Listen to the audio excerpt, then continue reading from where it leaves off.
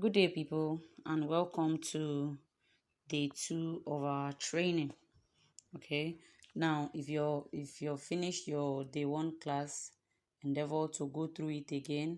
Like they said, repetition is the law of lasting impression, right? The more you listen to it, the more it will stick with you. So I would advise you go through it again. Now, today we'll be emphasizing on alternative feeds. We talked about formulated feeds. We talked about um, fresh fruits and vegetables. Today we're going to talk about other sources of feeds for your snails. Okay. Now, snail farming is quite uh, simpler in terms of feeding because getting snail feeds are quite cheaper compared to other livestock production. Let's take what's it called? Poultry, for example. Poultry feeds are damn expensive and you have to buy them maybe every week or every month. Okay, but in snail farming it's quite easier. Let's take, for instance, let's say you are starting with 100 pieces of snail. You buy calcium of maybe 10 kg. At most, that 10 kg should be about 15,000 naira. And that 10 kg will carry you for 4 months, if not more than. Some people use that 10 kg for almost a year. Some use it for about 5, 6 months. It depends on how often you want to be giving it to them. So feeding your snails is quite easier. That's why I say you get your feeds at almost a zero cost compared to other livestock farming. Now let's talk about what we call wheat or fowl. Wheat or fowl. Okay, what is wheat or fowl? Wheat or fowl is the waste product of wheat during production or during processing. It contains the chaff and glutinous part of wheat seeds. Okay, you don't really need to bother yourself too much about such things because you are not processing them yourself. There are feed mills, there are mills that are responsible for such things. You just buy from it directly from the feed mill or you buy from snail farmers. Okay, I just need you to know them so that you know exactly what you're buying. All right, so let's move on. Another source of food is bone meal, most maybe your goat, pig, cattle. Okay, now cattle mostly because it is rampant everywhere. All right, now those things are blended. Ordinarily you cannot just take a bone and then blend it in your blender. So there are mills that blend such things. That is why I say you don't need to bother yourself too much about doing these things. You just need to know them. Okay, so we talk about fish meal. Fish meal too, both the bone and other parts of the fish can be used to feed your snails, but the fleshy parts mostly have to be dry and blended as well. Okay, so now we talk about groundnut cake, which is what we call kuli kuli, right? That's what we call it. I don't know what you call it in your area, but we call it kuli kuli.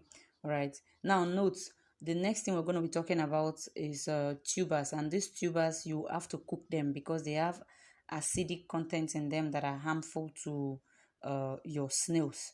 Okay, so you have to cook them. Now, what are these tubers that we're talking about? We talk about sweet potato, cocoyam, cassava, plantain. There are several others, but if you're giving them any of such thing, you have to cook them and make sure you don't add salt while cooking them, just ordinary water, because as you already know, salt dehydrates your snails. Okay, so next we're going to talk about agricultural byproducts like rice bran. Now, byproducts means they have used this particular product to produce something. Okay, now the chaff or whatever that is remaining, that's what we mean in this byproduct. Rice bran, before, when they are processing rice for them to bag it and then resell to parboil and then resell to us, there are remains or residues. Those are the rice brands that you use, but you cannot go and be looking for such things. That's why I say you just need to know them. Okay, most of the snail feeds that you're going to be buying are already containing these things. Okay, so next we talk about palm kernel cake. Now, another thing is The yam, the sweet potato, the cassava, the plantain, is not just the fleshy part that you can use. You can also use their peels, I mean the back of those things. You dry them, you blend them. They also, excuse me, serve as feed source for your snails. Next, we're going to talk about cereals. Cereals like maize, groundnut cake, soybean meal, okay? Those are cereals. Now we talk about supplements. Supplements like fish meal is also a very good source of meal for your snails. Now we talk about minerals. Minerals, or you call them calcium. Okay, minerals are very, very, very, very important to the growth of your snail, especially the shell growth. And the more the shell expands, the more the flesh inside the snail can expand. Okay, the flesh inside the snail cannot grow beyond the shell. So the first things first is for you to give them what will expand their shell, so that what is inside can also expand. Now make sure to feed them something from these things we've mentioned, at least daily, to enable them grow big and lay eggs consistently and constantly. Like limestone. Now the calcium, we're talking about calcium or minerals that we're talking about: limestone, wood ash, that is your ashes that comes out when you cook your firewood, when you cook with firewood. Yes, that ash, fish meal, bone meal, and then chalk.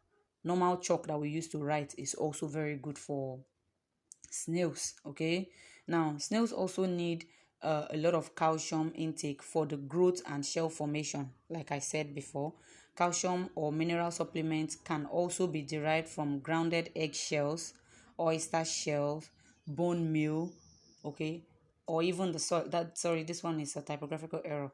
What I was trying to say is, you can even administer it to the soil. Okay, right? Because I don't really know calcium source that is inside the soil now.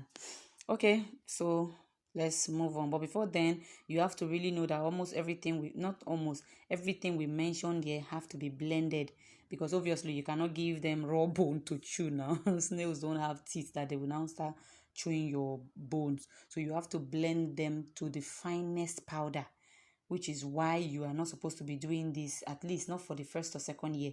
Just take your time, focus on the most important thing, which is to feed your snails and for them to grow.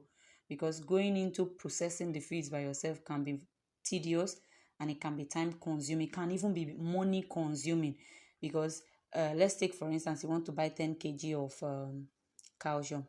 Now that 10 kg contains a whole lot of different calcium sources mixed together, right? So you that wants to go and mix all of those ones together, you spend more.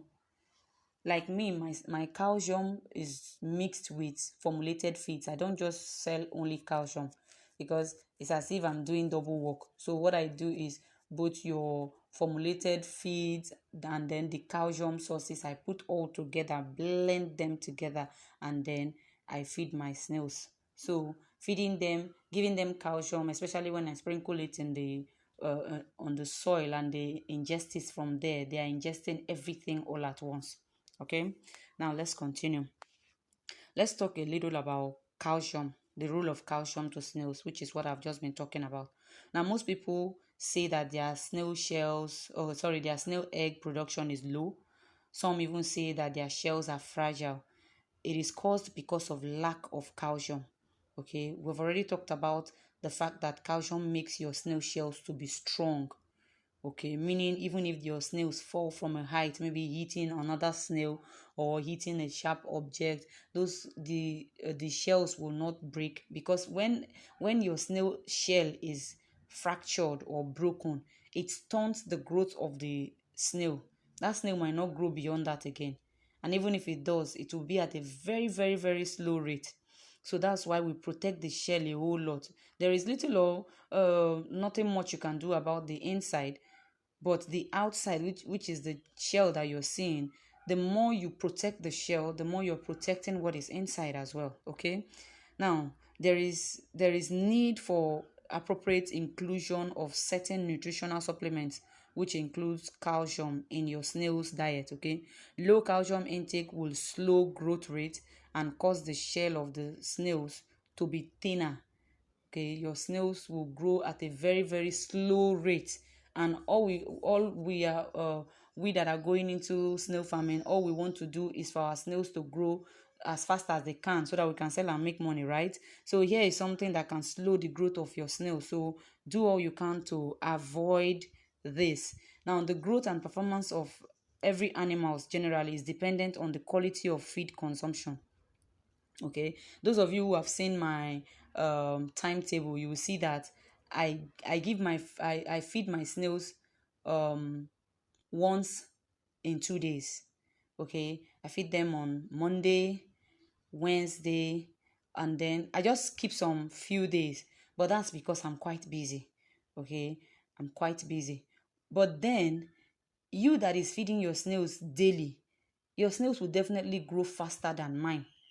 Okay, definitely they will grow faster than mine. And even me that is feeding my snails, sometimes I skip a day and then feed the next day. Even those days that I skip, I still give them water. Okay, because water is essential, very, very essential to snails. Now, poor intake of feed will ultimately result in poor growth and poor production and poor development. That's one thing you need to know. Okay, snails need regular supply of calcium and phosphorus for shell formation, good health, and maximum egg production. Very important. We are not feeding these snails so that we will eat them. No, we are feeding them so that they will produce eggs, eggs that will hatch and become snails and grow so that we can sell them. So that is our aim, which is why majority of the things I talk about, we're talking about the um agricultural aspect of snails and all, it's not really important, because what we are here for is for production. Okay, we need to produce as many eggs as possible and then make sure as many of them can hatch and then give us snails that we can sell and make money. We're here to make money, right? Okay, so now minerals in the tissue aid absorption and transformation of feeds to release energy. Okay, which is why the calcium requirement of snails depend which is why the calcium requirement of snail is actually high. Okay, because minerals are calciums. Now, the requirement depends on their stages. We have what we call hatchlings, we have juveniles, we have growers, we have um um what's it called, point of lays, we have adult snails. Okay, I just mentioned just the basic three stages: hatchlings, growers, and then adults, but there are other stages in between. Don't worry, you will see all the names subsequently. So they have different levels of calcium needs, which means if at hatchling stage there's a percentage of calcium they need, at grower stage there's a percentage of calcium they need, at adult stage there's a percentage of calcium they need. But I don't need you to be worrying yourself with this arithmetic. Okay, don't bother yourself too much. There's nothing as giving them overdose of calcium, so long as you're not pouring too many content. Okay, just give them the little that is good for them that time and you're good. In fact, the reason why calcium, people who buy calcium use it for this long is because I told you some people use it for 4, 5, 6 months. Okay, they use it for that long because in a week, maybe you feed your snails calcium, or you supply your snails calcium maybe like 3 times in a week.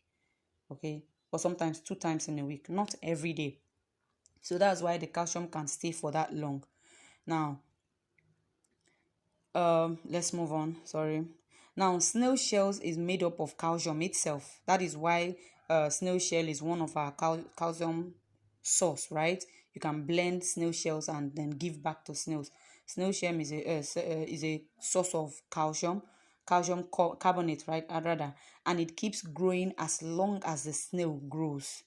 Okay. Now, snails keep adding more calcium carbonate to the edge of the shell as they grow on from hatchling until the snail reaches adult size. Now, gales, we've talked a little about gales, which is short for giant African land snails. People have referred these snails to a particular species of snail. No, it just generally means every kind of snail that is found in Africa, and that's because basically the snails in Africa are quite big. They grow very big. Okay, that's why it's called the giant African land snails. Now, so our snails, these snails in Africa here require constant access to a direct calcium source in order to grow strong and healthy shells. Okay, like I said before, a lack of calcium in their feed or diet, among other nutritional need of snails, for even a brief period, will result to frequent cases of stunted growth. All right. Now, why do snails need calcium? Calcium is a very, very, very, very important and necessary aspect of snails in the event of shell damage, which is usually experienced by most snail farmers during using a box or cage method. That's the arch box method. Why? Such snails often crawl to the lid, the lip, or the cover of the cage, and when the snail farmer opens the pen, they most likely will fall off, okay, and land on either other snails or on a hard surface, and that in turn might damage their shells. So which is why the calcium consumption is necessary. And why do snails need calcium? Let us continue. Another reason why snails need calcium is to keep them free. Sorry, snails that are kept without free access to calcium supplements will result to cannibalism. Like I already told you, snail shells are a source of calcium, right? So what do you think will happen when you don't give your snails shell and then your snails calcium, and then those big snails are in the same place with the very tiny snails? They tend to feed on the smaller ones, especially the eggs. That is why first we incubate our eggs in a separate pen from where the breeders are. Okay, that's what we call cannibalism, and then self-mutilation as well, in attempt to just meet their calcium needs since it is lacking within their reach. Now, snail breeders in a block pen using the trench pen method. If you don't plaster the walls of your trench pen, snails can eat those cement until they bore hole and escape. That's because there's a carbonate inside cement that snails love a lot. So if you don't plaster, so even if you don't plaster the outside, make sure you plaster the inside. Okay, there's a detailed training on how to construct each and every of the snail houses. So just follow this training carefully and gradually. All right. Now, snail breeders in block pen using, okay, we've talked about this one. We've talked about cannibalism as well, okay, where snails can start eating their young ones, the shells and the eggs in a quest to search for calcium supplement. So we shall now consider the various natural sources of calcium for snails as follows, but note that they have their various levels of efficiency. Okay, now eggshell, as good as eggshell is for calcium source, you cannot compare it to oyster shell, which is why majority of farmers mix it together. Okay, they don't just use only one source of calcium. So now let's talk about some natural sources of calcium. Number one, eggshell. Eggshell is one of the top on the list, okay, of natural sources of calcium for snails, and this is because it seemed to be more efficient. Not just efficient, it is easier to get. All those abokis doing mishai, you can just meet them and they'll be supplying you eggs, right? If you have like two persons that can supply you eggs, you're good to go. Okay, so if you're ready for the extra stress, you can actually do it yourself, but getting the other ingredients might be a little bit difficult. So like I will always say, your first year, just buy and ease yourself the stress. But if you want to go ahead, you have all the training here that would help you do it. All right. Now, however, before you make use of eggshell as a source of calcium for your snails, there is need to get rid of the inside skin. You know, when you break eggs, there is this inside layer that is still attached to the walls of the eggshell, the inside. Okay, you have to remove that skin and then wash it thoroughly. Okay, wash it thoroughly, and then you can bake it or just heat it in fire. Okay, you eat it in fire, forget about this Celsius, centigrade, and all of that. But majorly, we're saying you burn it, okay, for around like 10 minutes, which helps to kill any kind of bacteria that will be inside. Like, these eggs are not coming from your kitchen. You don't know how long those eggs have been wherever they are. Some bacteria must have gotten into them. Some people even use Omo to wash their eggs, wash the inside very well, and then wash it with clean water, rinse it off with clean water, sun dry it, and then burn it before you now blend it. Just same way you do your snail shells. All right. So second on the list is bone meal. Now, this is also another source of calcium supply for snails. However, bone meal may contain some contaminants which might have been introduced to it during its processing, and this may not be favorable to the snails. Okay. However, caution should be taken in using bone meal as a source of calcium. Do a proper check from the source. Wherever you're getting your bone meal from, be certain as to where it is coming from, so you don't end up harming your snails instead of giving them the calcium that they need. These are some of the reasons why getting into production by yourself it's quite risky, especially when you're just starting up. Now, number 3, oyster shell. Oyster shell is also another alternative natural source of calcium carbonate. It contains a percentage of calcium supply need for snails, but it has to be powdered. It has to be grinded to the finest powder. Okay, oyster shell. They sell it. Some snails like it better than cattle bone, right? In fact, snails love oyster shell more than cattle bone. Not some snails. Okay. Now, oyster shell can be hard to find. Usually, they are found for reptiles. They are found for reptiles as calcium supplies.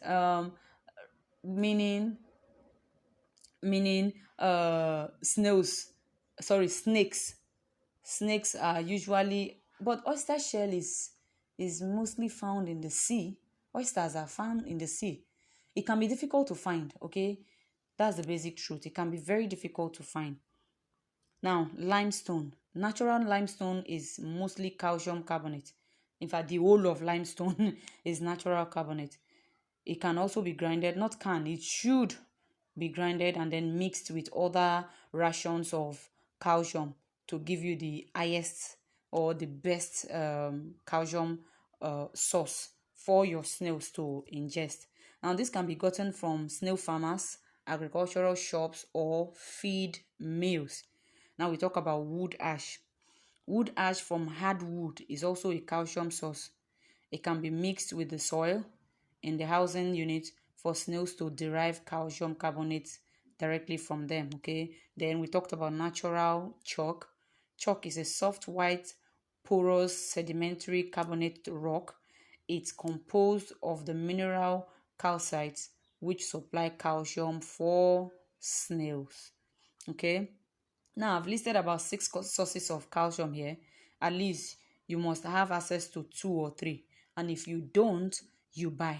Okay? Life is too easy for you to stress yourself. If you don't have access to more than 2 or 3, you buy.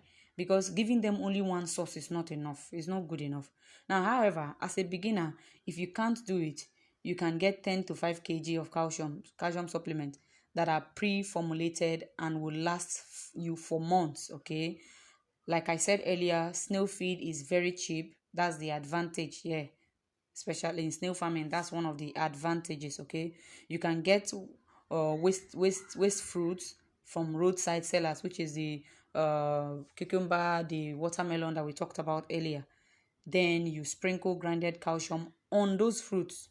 That's another easier way to give them the calcium. As you're giving them fruits, you sprinkle calcium on it. Or as you're giving them leaves, you sprinkle calcium on it. Or you sprinkle calcium on the what's it called? On the soil. So there's no point giving them calcium separately. You can just be adding it to their different feeds. So they will be ingesting it when they are eating other fruits. Okay. Now, effects of lack of calcium in snails. If your snails lack calcium, what are the effects to your snails. Malfunction of shells will be witnessed regularly. The shell may turn white in color. Egg production will reduce. Damaged shells of the snail will not be healed. Like if your snails are exposed to calcium regularly, even if for any reason your snail shell gets a little bit damaged, it will repair itself very fast because calcium is in it. Okay, now the shells may become too fragile, most especially hatchlings growing up to adult snails. Okay, now let's look at snail diseases, pests, and predators. Now, this is a very broad topic. Very broad topic. Now, snails are prone to attacks by diseases, pests, and predators. So, protection against these predators is an essential condition for you to have a successful snail farm. Now, prevention of pests and predators in snail farming. For diseases, we don't really have known diseases. It is these pests and predators that we fight against in order to not allow them get sick. In fact, even the best of all the best snail farmers will tell you there is no known disease of snails. Okay, we don't have this is what is called snail disease, this is what is called snail disease. No, what we have are pests and predators that affect our snails. So what we do is find ways to prevent these pests and predators from gaining access to our snails. Now, treat your snails before you introduce them to your snail pen. Okay, this can be done with lemon water, which is also known as calcium lemon bath. I call it calcium lemon bath because I also add my calcium to it. Now, those of you ordering for snails, you already know I tell you how to give your snails calcium bath. You can either give them calcium and ginger. You just mix water, you put water in a bowl, water that can cover all the snails. Okay, you put water in a bowl, you add a little bit of calcium, you add ginger, mix it, stir it very well, and then you put your snails in there one by one and allow them to stay there for like 3 minutes tops. 3 minutes tops, so 2 to 3 minutes, and then you remove them. Excuse me. That is when you buy your snails and your snails travel a distance to get to where you are. When they get to you, the first thing you do is to give them this calcium bath. Okay, you can mix only calcium and lemon, or you can mix only calcium and ginger, or you can just use only calcium, or you can just use only water, whichever one you prefer. Now that enables that helps to energize the snails after a long journey, after being tied in a bag for a while. Mind you, your snails will not die because they moved from one place to another. No, what will kill them is prolonged stay there. In fact, it won't even kill them that easily. It won't kill them that easily. Snails can be tied in a bag for 2 3 days, they will not still die. Okay, but it can stunt their growth because that will mean in those 3 days they have not eaten, they've not had access to water and all of that. Okay, so like I said, you dip them in, and then keep them there for like 2 to 3 minutes tops, and then you remove them and introduce them to your pen. For me, I bring out my snails every 2 months and also still do this process. Okay, I just dip them. It can just be ordinary water. Just bring them out, dip them inside the water for like 3 minutes, and then I bring them out.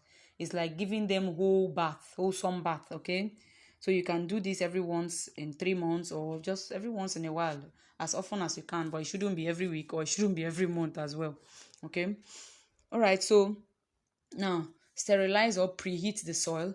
We're still talking about how to control pests and predators, right? Now, we already talked about how to preheat your soil or sterilize your soil in the um, ebook. So, if you have not read your ebook, please go back to it and read your ebook. So, you sterilize your soil by preheating the soil. That's the most effective one. Okay.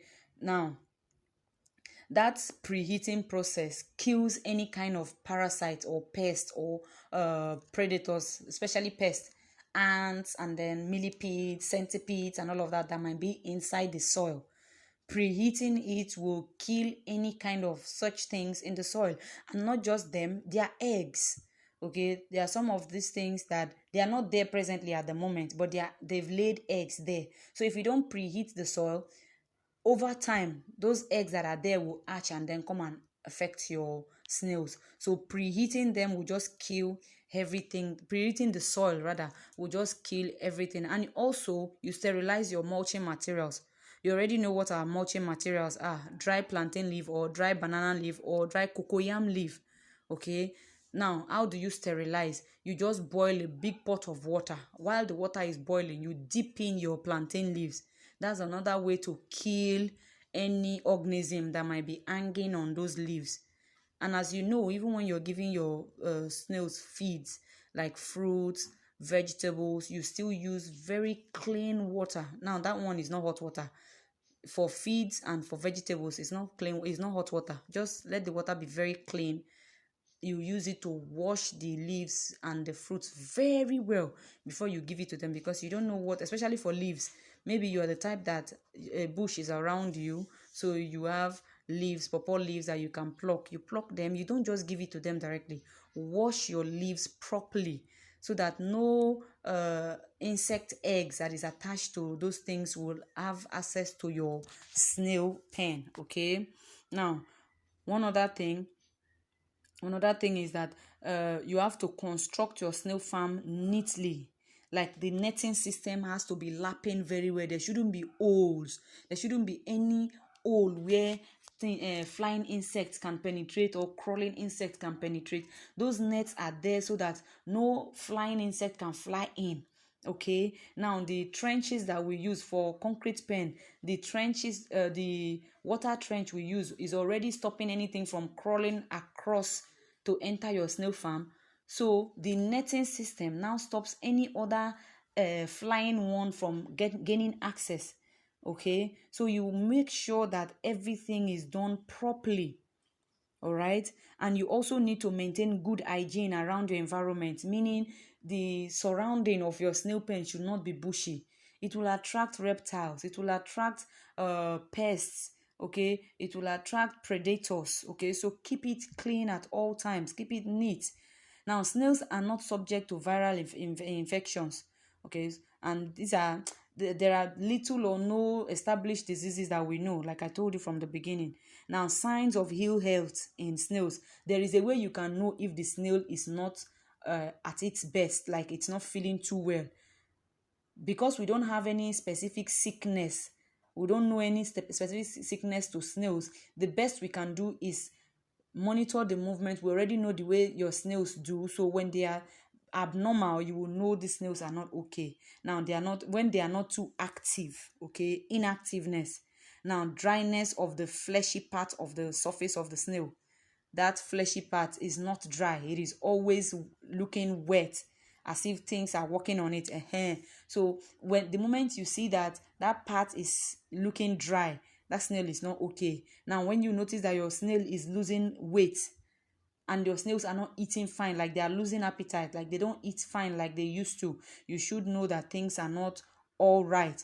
So I'll go more into snail predators and diseases in the course of the training. Okay, so before then, as a new snail farmer, what will your daily routine look like? Like, what do you have to do on a daily basis to take care of? We talked about the fact that taking care of snails is quite easy.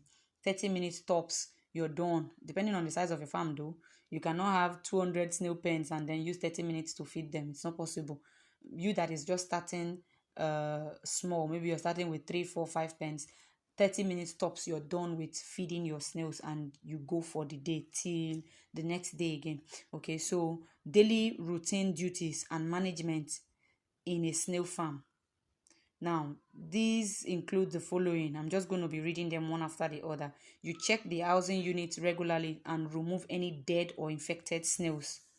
Like these things that we talked about, when you see that your snails, a particular snail is looking dry, okay, or a particular snail is losing weight, the best thing is for you to just remove that particular one. Keep it somewhere else and observe it. It can be in a very small compartment. Just keep it there and observe it so it doesn't affect the others. Okay, remove regularly the leftover feeds in the morning. Okay, like I told you before, the two times you visit your snail pen are in the morning and in the evening. Morning, so that you remove the feeds that they ate, the remaining ones. You gave them feed the previous night, so the next morning you go and remove what is remaining. If not, that remaining feeds can attract ants, especially feeds like watermelon or tomato. Those things can attract ants, so it's advisable that you remove them in the morning. And then, excuse me, if it is during the dry season, you water your snails and then you go for the day. Okay. Number three, clean and replenish water trays with fresh, cool, untreated water. Like, you can just keep a water tray some part of the snail farm. Now, in the course of this training, I will show you how I keep my snails. I don't just spread my snails everywhere. What I do is I separate, or I share my snail pen into two. Like all of my snail pen, I just share it into two, and I keep the mulching materials at one part, okay, and then the other part I keep it free. That is where I drop my feeds. Now, during the day, the snails, they are hiding under those mulching materials. At night, they come out to come and feed from these feeds. Okay, and then before daybreak, they have all gone back to the mulching materials and eat themselves there. So it's easier for me to clean the pen, because the open space, the place I kept open, is where I drop my feed. So I'm not dropping my feeds all around the snail pen. All right, and that is also where I keep water for them to drink as well when they come outside in the night. All right, so clean the pens and the surroundings regularly, which is what we've already talked about. Make sure that the soil is well covered with dry leaves, which is the mulching materials. Okay, in the dry season, wet your soil adequately to remain moist always. Many snails estivate at this time. We've talked about estivation, right? Estivation, which we also call hibernation, the time where snails will cover their mouth with that white substance and then just go dormant. It is when they don't they lack water that they go into that estivation process. So many snails estivate at this time because of low weather temperature and relative humidity. However, in the rainy season, if the rain is abundant, it may not be necessary unless the soil seems dry. I mean, wetting your soil twice a day may not be necessary when the rains have started falling. Okay, so basically during dry season, wet it morning and evening. In the rainy season, wet it just once, but not waterlogged. That is why I showed you a sprinkler in the okay, I think it's in this class, I don't know, but I'll show you a sprinkler that you use to sprinkle your snail house, so you don't so the snail houses doesn't get waterlogged. It will just be moist. Okay, now check whether the wire netting or the mosquito net is intact. Always check in case something or someone has torn it. So you always check. Don't just assume that everything is okay the way you did it from the beginning. As time goes on, you will be checking. If there's any damage, you repair it quickly so that no insect can gain access to your snail pen. All right, now check the water in the container mixed with the engine oil. That's for the hutch box system.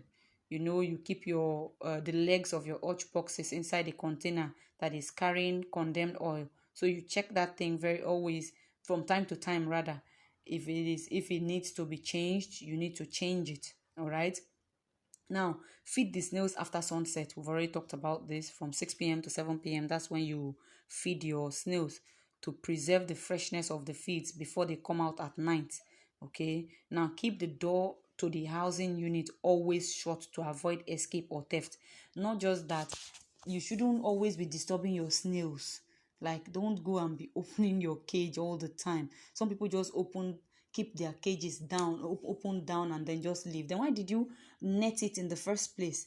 The only time you're opening that cage should be open is in the morning, when you're doing your normal routine check of removing leftover feeds, and then in the evening when you are giving them feeds. Any other time, that cage should be closed. In the morning, as you go to remove the leftover feeds, after removing the leftover feeds, close it and lock it. Okay, lock your snail pen and leave. Allow them. Don't come and be disturbing them every now and then. Okay, that's that. Then let's talk about general management routine. Now, that now brings me to this one: discourage visitors from entering the snailry too frequently. Okay, snails are quite quiet animals that don't make noise and they don't smell. So people might not really know that you're doing a snail farm except you tell them, or except people who are living in the same vicinity with you. And if you have your snail farm in your house, people who are coming into your house might see and then know. And most people would want to come and be looking at it, touching it. No, please discourage it as much as you can. Do a proper inspection of materials carried to your snail farm, such so that the snail farm is always safe. Check in the sense of reptiles, insects, just check. Be very certain of what you're bringing into your snail pens. Okay, do not use chemicals like insecticides, pesticides, or whatever. Don't use them inside the snail farm. Sorry, don't use them inside your snail pen, but you can use insecticides around your snail pen, like the surrounding. I'm not talking about the pen itself. Like I can have a snail farm. Okay, let's say I have a snail farm, I have like 4 5 6 pen. Okay, but the surrounding, there are grasses, so I want to spray some chemicals on those grasses. Yes, that can be done, but those chemicals should not come in contact with the snail pen at all, at all. Okay, now adequate shade must be provided. Your snails should not be receiving direct sunlight or direct rainfall. It's not good at all. There should be an overhead shade. I will talk more about this and I will give you pictures as well as we go on. Now snails must be handled with care. Fresh poultry droppings should not be added.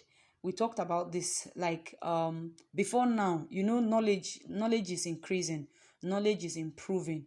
Okay, so the more we improve in our knowledge, the more we increase in our activities as well. We used to use poultry droppings, but after a while we stopped using it because the poultry droppings are quite acidic as well.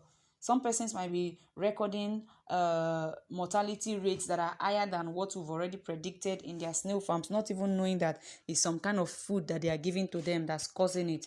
So please don't give them poultry droppings. Okay, your food should not be moldy. I've already talked about this. It should not be fermented.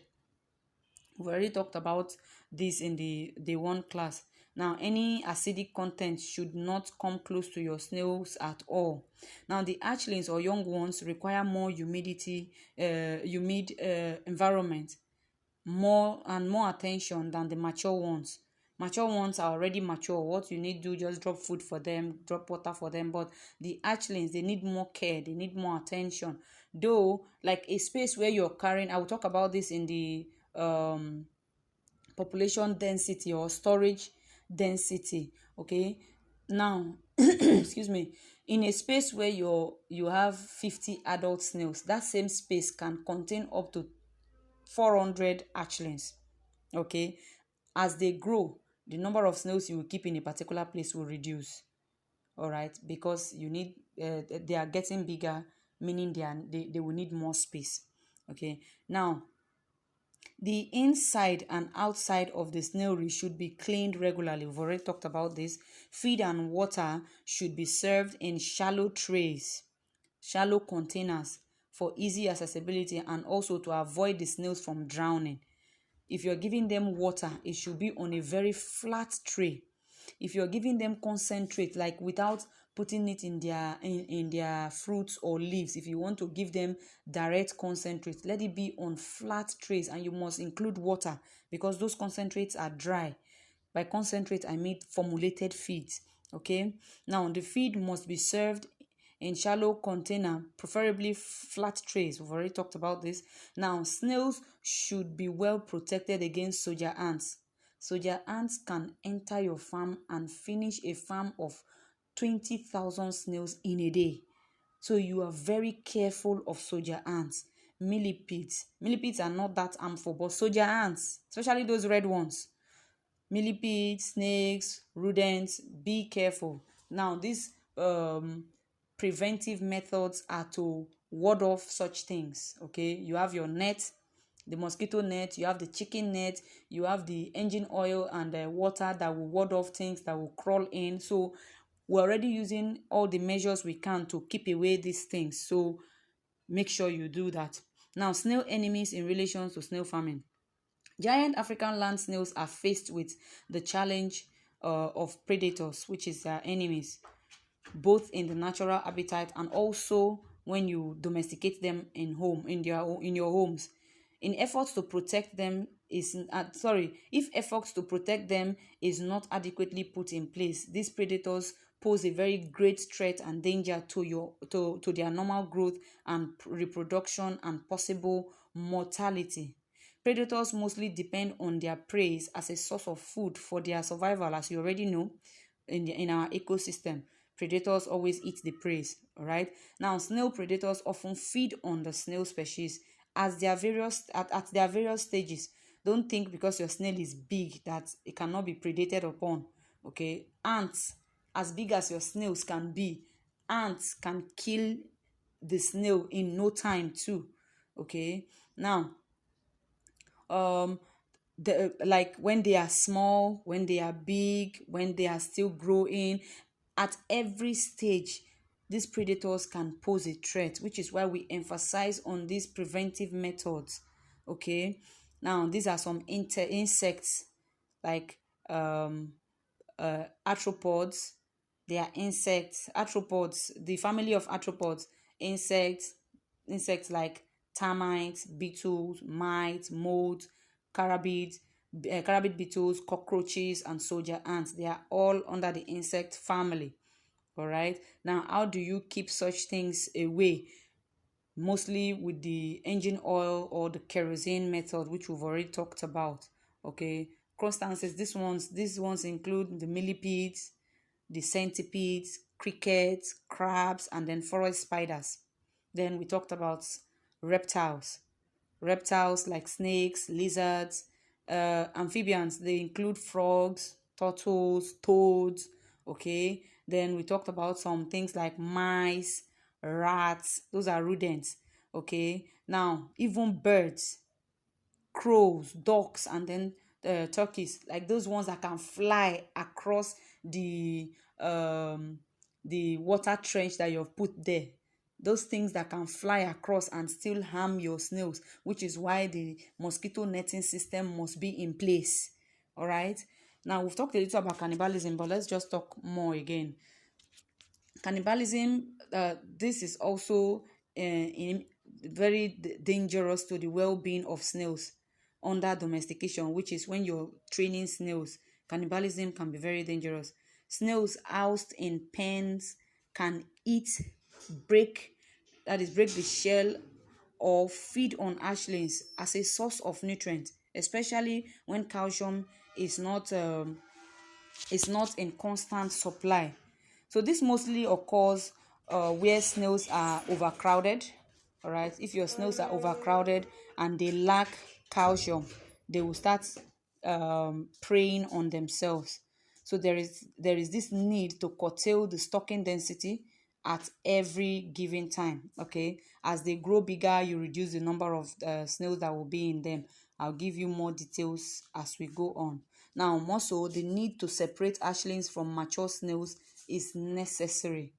Okay, you don't keep your hatchlings in the same cage as the grown ones, so they don't feed on those smaller ones. Snails often ingest microorganisms from the soil, like bacteria.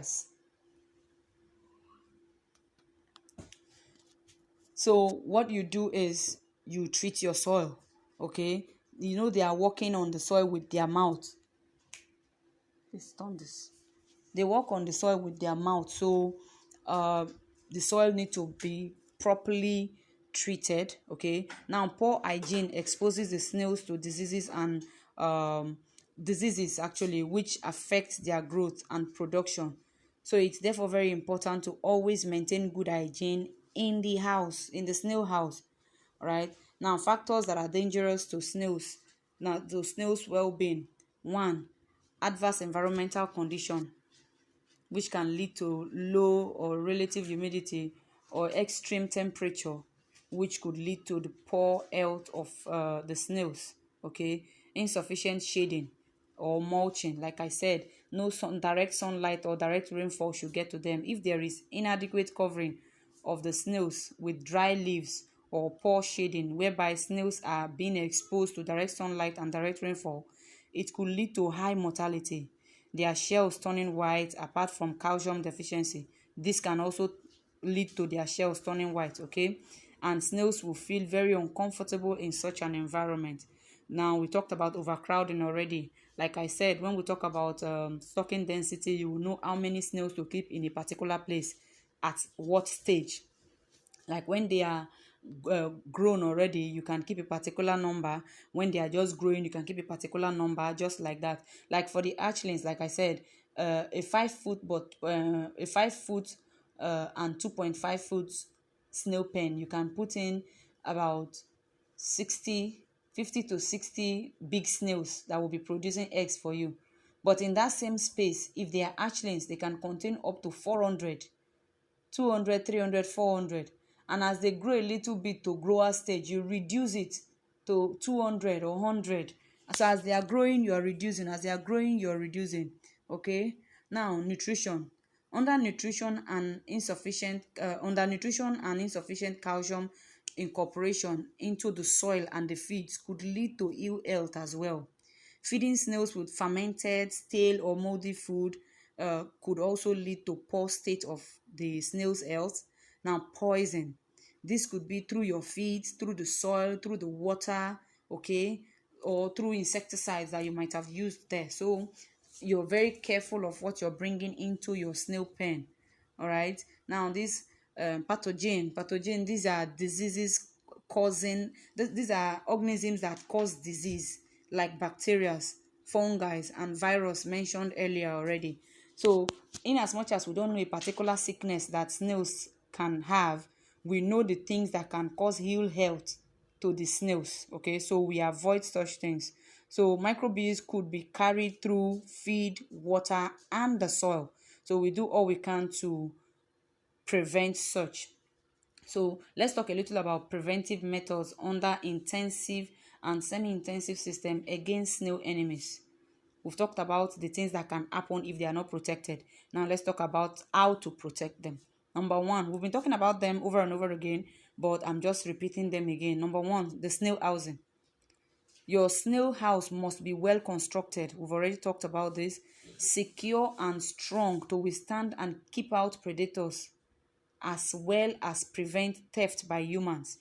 Okay, locking your snailry is to prevent unauthorized entry by human beings. Now, proper covering and netting of snail housing unit must be in place to prevent escape of the hatchlings and the adult snails from the pen. More so, doors that fit well into the wall frames should be used to prevent rodents or squirrels, frogs, millipedes, lizards, rats, etc. from gaining access. Like when you're netting your snail pen, there shouldn't be any holes or any place where something can crawl into. It should be lapping very well to the wall, to the framing. All right. Now, digging of gutter or drainage. The digging of at least 2 feet deep trenches or gutter with concrete or blocks around the snailery or pen and filled with water and then condemned engine oil or kerosene is to avoid ants and also mosquitoes from breeding in the water. Okay, in as much as you put water there, you must put in engine oil, and you must put kerosene, so that you know where stagnant water is, definitely mosquitoes will breed there. But if there is engine oil or if there's kerosene, mosquitoes cannot breed in there. All right. Now, the water in the drainage will prevent crawling insects like soldier ants, millipedes, and centipedes from reaching the snail house. Also, fencing of your snailry is recommended if you can, especially if you're doing your snail farm outside your living environment. You should fence your snail pen to avoid predators and then theft as well. Okay, these are security measures. Now, sterilizing of the soil. We've already talked about the sterilization. Okay, now this is one of the best ways to get rid of ants and other parasites from the soil. So, sterilization of the soil before being used. Somebody was asking me a question recently, like, will I have to remove the snails before I sterilize the soil? No, you have to sterilize the soil even before you buy snails. After this training, buying of snails is not the first thing. Prepare your snail house, treat your soil. After preparing the snail house, treating of soil, treating the mulching materials can be done in one day. Okay, but after preparing your snail house, you must sterilize your soil, you must sterilize the mulching materials before you even talk of buying snails. Okay, so it's not as if it is when the snails are there you now pour hot water or cook the soil. No. And even when after heating the soil or treating the mulching materials, you must allow them to get cold before, and then sprinkle water in the pen, as in after heating the soil, allow it to cool down before you introduce it to your pen, and then you sprinkle water on it, still allow that water to settle before you put in your snails. Okay, before you put in your snails. Now, sterilization of the soil, like I said, of the soil before being used as bedding in the snail pen is very important. Before you put in your snails, the soil must be sterilized. It helps to eradicate parasites and nematodes and other organisms present in the soil. Through this method, though this method requires some effort because it is by way of burning or heating the soil, thereby conditioning it to get rid of all the parasites. Okay, the soil should be replaced every 12 months, meaning every 1 year. Like if you're starting your snail farm this month and then you've treated your soil, in the next 1 year you can bring out your snails. Okay, you can even use it as an opportunity to give them the calcium bath that we talked about. So you treat another soil, or you can treat that same soil, but preferably another soil, so that even if the soil was getting compact because you're pouring water on it all the time, it will get loosed again. Though there is a way I will teach you how to be tilling your soil each time you're scooping for eggs, so that it will always be free for snails to burrow under the soil and lay their eggs. Now, this is a good disease management practice and to maintain good hygiene for your snails in their housing environment. Avoid the use of soil containing harmful chemicals like lead, mercury, and salt. Okay, acidic soil should also be avoided. All right. Now, your loamy soil, you already know the soil we're supposed to use. So when you get your loamy soil, you can even filter it to get rid of some stones and then other particles that you might find there. All right, debris that you will find in there, you get rid of such. Now, moisturing of the snail pen, of the pen soil. To get your soil moist, it must be done regularly, mostly in the evenings. Before you give them food, you must sprinkle water on the soil, sprinkle water on the snails themselves, sprinkle water on the mulching materials before you drop feeds for them every evening. Okay, and you know this does not take much time. All right, now you will include mornings after you remove the leftover feeds, especially during the dry season, as we've talked about. But please note, you shouldn't have the soil waterlogged. The water should not be too much. It is better to use watering cans or sprinklers to reduce or regulate the amount of water. Okay, I think the watering can is in this class. All right. Now, snails like and enjoy humid environment, like you already know. Okay, which is what they like in the wild as well. This condition enhances their bioactivities and development. So to reduce moisture will definitely result in loss of many of your snails. Okay, so your snail pen is recommended to you are recommended to put in dry plantain leaves or dry banana leaves at the base to act as extra covering again for your snails. You can even use cocoyam leaves, all right, as shade for them too, but that does not mean you will not give it overhead shade. All right, so next, snailry or the floor of the pen, the floor or the floor of your snailry or the floor of your pen, whichever one you call it. Now, for semi-intensive system, the floor of the snail pen should be casted. All right, no, for intensive, even for semi-intensive in a way, but for the greenhouse system you cannot cast the floor. But let's take for instance what's it called, your block pens. Okay, your block pens should be casted. I will give you a detailed training concerning that in the subsequent classes. You're not shining the floor like a living house. No, you won't shine it. If you shine it, the water you're sprinkling on that soil will not find ways to escape again, which means your soil will get compact and your soil will get waterlogged over time. But you're doing German flooring, or what do I call it, rough casting, so that even as you're sprinkling water, you still find ways to um go out. Okay, meaning it will just retain, the soil will just retain a certain amount of water in it, but some will still drain out from the casted floor. But if you shine it like as if it's a living room, no water will be able to penetrate, right? Like you already know, the loamy soil is the most recommended, so that, and with that loamy soil, now what happens is, after you cast the floor, now you now build your snailry on top of that casted platform. What now happens is, you now treat your soil separately, and then bring the soil into your snail pen, meaning nothing can burrow out from underneath again to come and affect your snails, because you've already casted it, and you've now treated the soil that you're bringing from outside. So nothing will affect your snails again from the soil. You just need to be careful of the kind of things you feed them with, so that it does not attract ants from outside. And then from the outside too, you have a water trench that will not allow anything to crawl in. So now the only way ants can get in is through the food that you give to them, which is why we say you must wash them very well. And also, if you don't cover your snail pen very well, things and flying objects can also fly in. So with all of this, we've almost covered every angle as to how predators and pests can find their way into your snail pen.